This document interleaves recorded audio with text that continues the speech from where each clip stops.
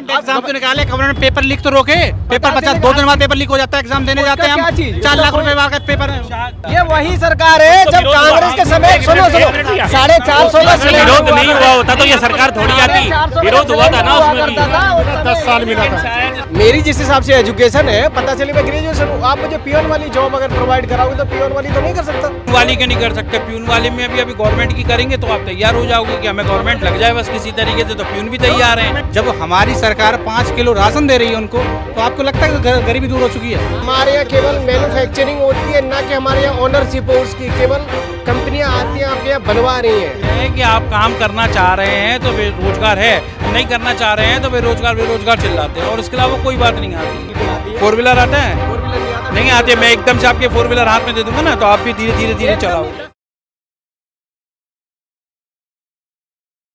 क्या लगता है कि जिस तरीके से सरकार ने 10 साल अपना कार्यकाल निकाला है वो कैसा है? 10 साल सबसे बड़ा मुद्दा तो बेरोजगारों का ही है। लोगों का रोजगार नहीं दे रही बच्चों को, न टाइम से वैकेंसी निकलती है, न टाइम से पेपर होते हैं, पेपर लीक हो जाते हैं, कुछ टाइम से हो ही नहीं पाता। देश में 15 लाख से ज़्यादा एम्प्लॉय प्रोविडेंट फंड अकाउंट खोले हैं, मतलब 15 लाख से ज़्यादा लोगों को रोजगार मिली है सर। कहाँ मिले हैं? बस पेपर पे मिले हैं। जी। कहीं कहीं कहीं बात नहीं मिले हैं, पेपर पे मिले हैं सीधे बस, और कहीं रोजगार नहीं मिले हैं। अच्छा। कहाँ मिले हैं आप बताइए? 15 लाख किन लोगों को मिले हैं रोजगार? वो एम्प्लॉय प्रोविडेंट फंड अकाउंट खुले हैं बैंक में सर, ऐसे ही अकाउंट थोड़ी ना खुले अकाउंट खुले होंगे, लेकिन जो जमीनी हकीकत बहुत दूर है इनसे। जमीनी हकीकत बहुत दूर है। ऐसा नहीं लगता मतलब आपको? हाँ, नहीं लगता। ये सरकार एक तो होना चाहिए, सरकार चेंज होनी चाहिए कि अगर नई सरकार आएगी तो कुछ अच्छा करने की सोचेगी। अब तुम बार बार उसी सरकार किसको देखते हैं आप? अब राहुल गांधी देखते हैं। राहुल गांधी को? हाँ। राहुल गांधी तो किसी स्टेट के मुख्यमंत्री भी नहीं रहे हैं जी। तो मुख्यमंत्री नहीं रहे हैं तो बन जाएंगे, रह तो सकते हैं एक बार। पहले मुख्यमंत्री तो बने वो। क्यों मुख्यमंत्री बनने का, प्रधानमंत्री बनने का कोई क्राइटेरिया कि मुख्यमंत्री हो प्रधानमंत्री बनेगा? एग्जाम देने से पहले आप डेमो पेपर सॉल्व करते हैं ना? हाँ, करते हैं। हाँ, तो आप प्रधानमंत्री बनने से पहले मुख्यमंत्री बन के सब दिखाएं तो कि किस तरीके से अच्छा नहीं, संभाल रहे हैं। राज संभालना मतलब जो राज संभाल सकता है वही प्रधानमंत्री बन सकता है, आपका कहना ही है? बिल्कुल, मैं यही कहता हूँ। मुझे तो यही लगता है, देखिए अगर एज अ वोटर अगर देखूं तो मैं पहले देखूंगा कि अगर एक स्टेट का मुख्यमंत्री है, जैसे अभी अरविंद केजरीवाल है, उन्होंने यहाँ क्या विकास किया है, क्या विकास नहीं किया है। अगर उनका कार्य मुझे सही लगता है तब मुझे लगता है कि हाँ, अगर वो यहाँ की जनता को संभाल सकते हैं तो देश के लिए भी उनको एक बार मौका मिलना चाहिए। नहीं, आपके हिसाब से अरविंद केजरीवाल को मुख्यमंत्री नहीं बनना होता? मुख्यमंत्री नहीं बनने होते वो तो आपके हिसाब से, क्योंकि उनके पास कोई एक्सपीरियंस नहीं था राजनीति में। आता क्या था उनके पास? कोई एक्सपीरियंस था? वो बने मुख्यमंत्री, उन्होंने अच्छा काम किया जी, वो जनता की पसंद बने। लेकिन जब तक मौका नहीं मिलेगा तो हम कैसे कह सकते हैं कि ये एक इंसान डेमो दे सकता है? ये नहीं, मैं तो चाहता हूँ एक बार मौका मिले। 5 करोड़ लोग गरीबी दर से बाहर आए हैं। कैसे आए हैं? वो 5 किलो आटा देने से आए हैं, 5 किलो अनाज देने से आए हैं? गरीबी कैसे दूर हो गई?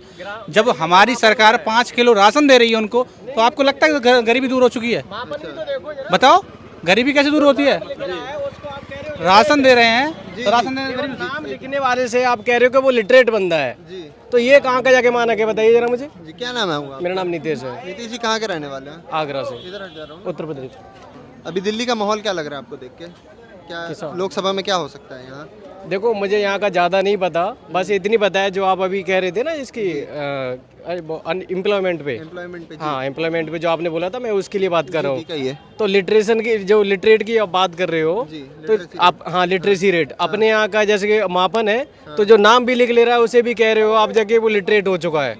और एजुकेशन सिस्टम में आई है तो सिलेबस भी सारा का सारा हटा दिया है आपने। जब बच्चे की नींव ही कमजोर है तो फिर आगे जाके क्या करेगा वो? तो न्यू एजुकेशन पॉलिसी भी तो न्यू एजुकेशन पॉलिसी बनाई है, उस पॉलिसी को आप ढंग से पढ़िए, देखिए, जाके ऑब्जेक्टिव कर दिया है सारा चीज़ जी। 10th क्लास में पहले का जो सिलेबस हुआ करता था, कम से कम बच्चा डिस्क्रिप्टिव लिख रहा है तो उससे समझ में आ रहा है, उसका एनालिटिकल थिंक रहती है, वो जाके उससे लिखता है। अब मल्टीपल है तो उसमें जाके बेटर है या फिर पहले वाले में बेटर था? अधिकतर कॉम्पिटिटिव एग्जाम्स में तो आपको ऑब्जेक्टिव ही करना पड़ता है। ऑब्जेक्टिव है, लेकिन जाके पढ़ के तो वो डिस्क्रिप्टिव आता है ना भाई। कि वो मल्टीपल ही पढ़ के आता है सारी चीजें। मल्टीपल कब होता है आप ये बताइए? डिस्क्रिप्टिव से मल्टीपल होता है, मल्टीपल से डिस्क्रिप्टिव होता है। मेरे को ये बताइए, ये जो 10 साल मोदी का कार्यकाल था, ये आपको कैसा लगा देख के? मतलब कैसे एनालाइज करके आपको कैसा? मुझे ऐसा लगता है कि विदेशी जो पॉलिसी है बस वही मुझे ठीक लगती है। बाकी रोजगार पे, हाँ, विदेश नीति ठीक है, बाकी रोजगार पे जीरो। और अगर आप साइंस एंड टेक में देखते हो, इन सेंस जैसे कि टेक्नोलॉजी के क्षेत्र में अगर आप देख रहे हो, तो जाके इंडिया का जो अभी जो फंड है वो पॉइंट वन भी नहीं है प्रॉपर तरीके से। और दूसरे देशों का देखोगे, साइंस एंड टेक में आप क्या देखते हैं सर? साइंस एंड टेक में अगर ये देखना चाह रहा हूँ तो इनोवेशन वगैरह है, जैसे कि हमारे, हाँ, इनोवेशन में इन सेंस कह सकते हो आप, जैसे कि जो साफ सफाई में, जैसे कि कर्मी को, हाँ साफ सफाई इन सेंस में छोटे कर्मी को ही लेके चलता हूँ। जैसे रोबोटिक दूसरे देशों में होता है, हमारे यहाँ पता चल रहा है कि आज भी मैनुअली साफ कर रहा है इंसान, और विदेशों में जाके अभी पता कहाँ से कहाँ पहुँच चुका है। लेकिन कम से कम आप थोड़ा सा स्तर तो बढ़ाइए भाई। जब आप फंड ही रिलीज नहीं करोगे तो जाके कहाँ से होगा वो चीज़? AI पे कहाँ से ध्यान दोगे? मोबाइल मैन्युफैक्चरिंग में 2, ऑटोमोबाइल मैन्युफैक्चरिंग में देश नंबर 3 पे है, नंबर 5वीं 3 सबसे पे बड़ी हमारे यहाँ केवल अर्थव्यवस्था है। मैन्युफैक्चरिंग होती है, ना कि हमारे यहाँ ओनरशिप हो उसकी। केवल कंपनियां आती हैं आपके यहाँ बनवा रही हैं। इनोवेशन तो फिर आ रहा है ना सर? इनोवेशन क्या Manufacturing आप कर रहे हो तो आप क्या इनोवेशन आ रहा है? आपका इनोवेशन नहीं है, वो उन कंट्रियों का है। वो केवल आपके यहाँ आ रही है, वो मैन्युफैक्चरिंग कर रही है, बस इतना है। मैन्युफैक्चरिंग किससे करा रही है? किससे करा रहे हैं? आपकी इंडिया से करा रहे हैं। इंडिया के आदमी से करा रहे हैं, इंडिया के लोगों से करा रहे हैं। उनकी कैपेबिलिटी है तभी तो करा रहे हैं उनसे। जब वो आपके पास करा रहे हैं तो आपको रोजगार भी मिल रहा है, कंपनी आई है। ये तो ऐसा नहीं है ना हर घर में एक आदमी को नौकरी चाहिए। काम करने वाले तो व्यापार भी कर रहे हैं, व्यापार तो ये फुटपाथ पे ही बेच रहे हैं, ये भी कमा रहे हैं। ना करने वालों का तो कुछ भी नहीं है, नहीं करना चाह रहे ना करो। और कमाने वाले ऐसा ये है कि आप काम करना चाह रहे हैं तो बेरोजगार है, नहीं करना चाह रहे हैं तो बेरोजगार चिल्लाते हैं, और इसके अलावा कोई बात नहीं आती। मेरी जगह एजुकेशन, मैं एजुकेटेड हूँ भाई। आप एजुकेटेड हैं, आप नौकरी करना चाहते हैं। आपको अगर अभी 50,000 की नौकरी मिलती है तो आप 50 की नहीं करना चाहते हैं, क्योंकि आपने अपना पैरामीटर नाप रखा है, मुझे 1 लाख वाली चाहिए। 1 लाख क्यों? मेरी जिस हिसाब से एजुकेशन है, पता चले मैं ग्रेजुएशन हूँ, आप मुझे पियोन वाली जॉब अगर प्रोवाइड कराओगे तो पियोन वाली तो नहीं कर सकता। ये तो आपका सोचना है ना कि प्यून वाली के नहीं कर सकते। प्यून वाले में अभी गवर्नमेंट की करेंगे तो आप तैयार हो जाओगे कि हमें गवर्नमेंट लग जाए बस किसी तरीके से, तो प्यून भी तैयार हैं। एग्जाम तो निकाले, गवर्नमेंट पेपर लीक तो रोके। पेपर 2 दिन बाद पेपर लीक हो जाता है, एग्जाम देने जाते हैं हम। 4 लाख रुपए का पेपर, 4 लाख रुपए नौकरी ले रहे हैं। बोलो कि 50 लाख रुपए ले लो और मारुति दिलवा दो 10 लाख की, तो 50 लाख दे के कोई 10 लाख की मारुति ले लेगा क्या? तो 50 गाँव से क्या ताल्लुक होती है?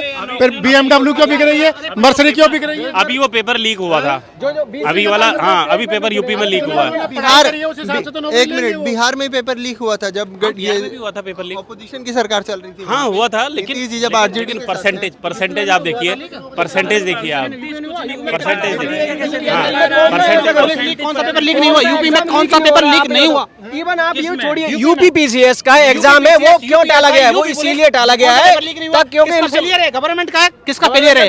किसका? आप बताइए किसका फेलियर है? लोग यार, कम से कम मैनेजमेंट तो संभालो ना आप। पेपर कहाँ से लीक हो रहा? प्रिंटिंग प्रेस कौन जिम्मेदार उसका? समीक्षा अधिकारी का भी पेपर हुआ है, कुछ दिन पहले समीक्षा अधिकारी का पेपर हुआ।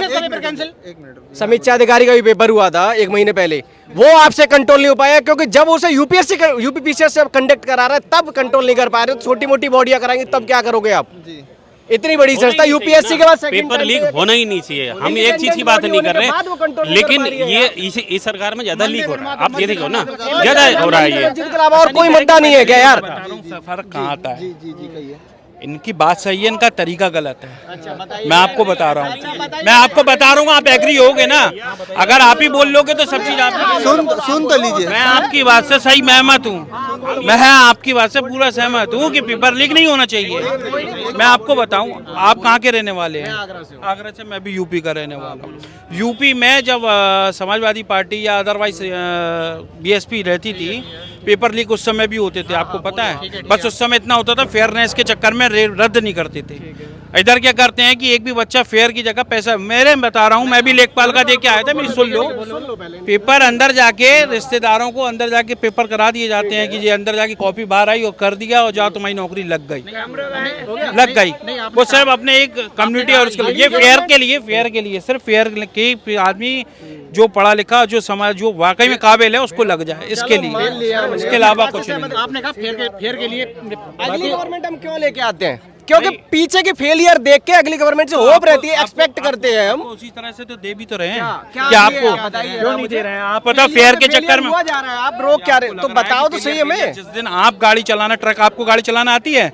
बिल्कुल आती है। 4 व्हीलर आता है? 4 व्हीलर नहीं आता। नहीं आती है। मैं एकदम से आपके 4 व्हीलर हाथ में दे दूंगा ना, तो आप भी धीरे धीरे चलाओगे। 10 साल हो गया भाई, 10 साल हो गया भैया। एकदम से कहाँ दे रखा बताओ? एक मिनट, किसको दे रखा है एकदम से? में आप 10 साल इसको भी एक्सटेंड करना चाहते हैं कि यो मोदी सरकार को 10 में कर दो और योगी सरकार को 5 में कर दो। जब बात योगी की चलेगी तो आप मोदी पे कन्वर्ट कर देंगे। अच्छे से नहीं पढ़ा, अगर पढ़ा होगा तो फिर सुनो, 5 साल के बाद गवर्नमेंट चेंज होनी चाहिए, दूसरे बंदे को मौका लगना चाहिए। बीजेपी चेंज करना चाहिए, मौका मिलना चाहिए। हर किसी सरकार को मौका मिलना चाहिए। 15 साल जब कांग्रेस को मिला, आपने बोला नहीं बोला, बिल्कुल बोला, नहीं बोला। ये वही सरकार है जब कांग्रेस के समय, सुनो 450 का विरोध नहीं हुआ होता तो ये सरकार थोड़ी आती, विरोध हुआ था ना उसमें भी। 10 साल मिला था। शायद इसमें परसेंटेज कम दिख रहा है। नहीं ऐसा कुछ नहीं है, विरोध हुआ था इसलिए गवर्नमेंट आई थी। एक मिनट आराम से। अब आप लोग अब सब आप ऐसे चिल्लाएंगे तो एक एक करके बात कहाँ रखी जाएगी? एक आदमी एक समय नहीं पे मैं ये कह रहा एक हूँ, आदमी। ये कह रहे हैं ना कि उसमें मौका नहीं मिला। मौका क्यों नहीं मिला? उसमें जब विरोध हुआ था तभी तो ये सरकार आई है ना, उसमें भी विरोध हुआ था। गलत कुछ उसकी नीति, अरे जिसका भी है उसकी नीति हुआ विरोध। उसके नीति के साथ उनके जो उनके जितने भी घपले थे, उनके जितने भी स्कैम्स थे, बीजेपी में कोई स्कैम नहीं है। बीजेपी बहुत स्कैम है, जब सामने आएंगे तब देखना ना। सामने आ रहे हैं ना। अजीत पवार जब तक अजीत पवार जब बीजेपी में आएगा सब भूल गया वो। अजीत पवार बीजेपी में उठा रहा है वो जाके एनआईए लगा के अंदर कर दे रहे हैं आप उसे, ईडी भेज रहे हैं। ईडी भेज दे रहे हो। अब ये कौन सा अच्छा, तरीका ये बताओ, मैं डेमोक्रेसी आपके का? घर में चोरी पुलिस भेज दूंगा, इसका मतलब चोर साबित कर देंगे क्या? हमें तो नहीं लगा। मैं तो ये बताओ, एनआईए से होता क्या है यार? कहीं ना कहीं आप में गलती होगी तभी तो आप एनआईए की लीक साफ बनाती है। बनाना चाहिए ना। पुलिस रस्सी को एक साफ बनाती है ना। अरे सुनो, भाई आग धुआं वहीं उठता है ना, आग एक एक करके बोलिए। थोड़ा सा यहाँ पे भीड़ खाली कर दीजिए पहले। यहाँ से भीड़ खाली कर दीजिए पहले। एक मिनट भाई, ये अभी एक मिनट गुरुजी, 2 साल पहले एक कानून पास हुआ था, आपको नॉलेज है? जो आजकल जो पूरे कंट्री में चल रहा है ईडी वाला मसला, आपको मालूम है ईडी वाला कौन सा कानून पास हुआ था 2 साल पहले? नहीं, वो कानून पास मैं बता रहा हूँ ना, जैसे तुमको नहीं पता ऐसे मैं बता रहा हूँ वो कानून, मैं वो कानून बता रहा हूँ 2 साल पहले पास हुआ था कि ईडी जिसको गिरफ्तार करेगी और कोर्ट में जाके अगर उसने विरोध करा जमानत का तो उसको जमानत नहीं मिलेगी, चाहे वो सच्चा इंसान होगा तो भी नहीं मिलेगी। तो यही वजह है जो भी ईडी द्वारा गिरफ्तार हो रहा है वो उसको जमानत नहीं मिल रही है। और जितनी कंपनियां और जितने भी जो रेट कंपनियों के हाई हो रहे हैं वो इलेक्ट्रल बॉन्ड के द्वारा पैसा दिया जा रहा है बीजेपी को। और वो क्या आप जो आपने करना कर लो। इलेक्ट्रल बॉन्ड के द्वारा क्या बीजेपी को ही पैसा दिया? सबको जा रहा है, आप समझे नहीं? पैसा तो सबको पास जा रहा है, सबको पास जा रहा है। किसका ज्यादा फंड जो दिया जा रहा है वो कौन सी रेशियो की आपने बात की। एक सवाल एक बात बोलो, हम ये इलेक्ट्रल बॉन्ड की बात ही नहीं कर रहे हैं। हम ये कह रहे हैं ना, हम ये कह रहे हैं कि वो कंपनियां सामने आ रही है जिनने इलेक्ट्रल बॉन्ड के थ्रू बीजेपी को पैसा दिया है और पार्टी को भी दिया है, ऐसा कोई प्रॉब्लम नहीं है। लेकिन वो जो पार्टियां जो बीजेपी को पैसा दिया है वो करप्शन में भी तो आ रही हैं, वो कंपनियां करप्शन में भी तो आ रही हैं, इस वजह से प्रॉब्लम हो रही है ना। अदरवाइज इलेक्ट्रल बॉन्ड के थ्रू पैसा दिया सभी पार्टी को दिया, इसमें कोई इशू नहीं है दिया, लेकिन उसके अंदर भ्रष्टाचार आएगा तो फिर तो हर कोई बोलेगा। खुलासा पहले मैं कह रहा हूँ आरटीआई 2005 में लाया गया था ताकि गवर्नमेंट संस्था जितनी भी है उनसे डाटा मांगा जा सके ट्रांसपेरेंसी के हिसाब से। जब ट्रांसपेरेंसी के हिसाब से मांगा जाता है तो उसमें जो एम्प्लॉइयों को अपॉइंटमेंट जो किया जा रहा है तो उसमें केंद्र सरकार हस्तक्षेप क्यों कर रही है? उनकी सैलरी को इंडिपेंडेंट क्यों नहीं रहने दे रही है? क्यों कर रही है? उसे अलग रखी है। केंद्र सरकार इंडिपेंडेंट क्यों नहीं रहने दे रही है सैलरी? मनमोहन जी से पहले सैलरी के मेरे को नहीं मालूम मैंने क्या बोला अभी। मैंने ये बोला आरटीआई का जो कानून था 2005 का, उसके अंतर्गत ये था कि गवर्नमेंट संस्थाएं जितनी भी हैं वो ट्रांसपेरेंसी तरीके से आप नॉर्मल बंदा भी जाएगा उनका डाटा मांग लेगा किसी का, ठीक है, मिलेगा। अब उसमें क्या करता है, मतलब कर दिया है कि संशोधन करके 2019 में मेरे हिसाब से हुआ, एक बार चेक कर लेना, 2019 में संशोधन करके उसमें ये कर दिया केंद्र सरकार ने अपने बंदों को जाके बिठा दिया, अपने बंदों को इंसेंस अपने कंट्रोल में ले लिया, उसकी अपॉइंटमेंट हुई, अपनी सैलरी निर्धारित करेगी केंद्र सरकार के। भाई क्यों करोगे तुम? ये कौन कह रहा है कि आपसे कि अपने बंदों को बैठा दिया? अपने बंदों को इंसेंस यही हुआ कि अब जब आपका कंट्रोल कर रही हो, जो सैलरी है, सैलरी निर्धारित करेगी केंद्र सरकार। क्यों करेगी केंद्र सरकार? आप बताइए मुझे। आपने कहा अपने बंदों को बैठा देती है। मैं आपको बंदा ये होता है कि जैसे कि अरे यार एग्जीक्यूटिव समझते हो, कार्यपालिका समझते हो। हाँ तो कार्यपालिका बंदा भी अपना ही होता है, जिस गवर्नमेंट की मेजोरिटी सरकार होती है वही बंदा होता है अपना, इसी को कहते हैं अपना बंदा।